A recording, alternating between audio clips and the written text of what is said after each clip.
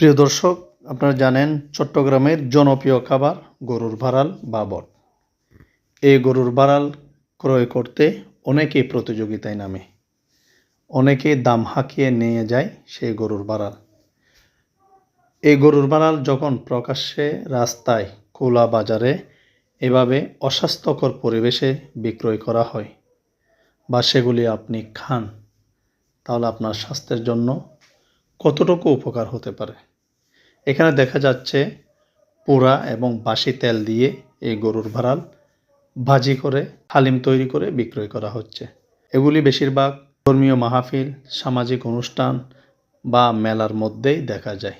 তাই এই অস্বাস্থ্যকর পরিবেশের এই খাবার সকলেই পরিহার করার দরকার।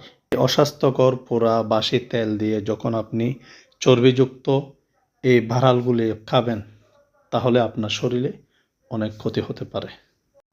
আসুন আমরা রাস্তাঘাটে খোলা খাবারগুলো পরিহার করি।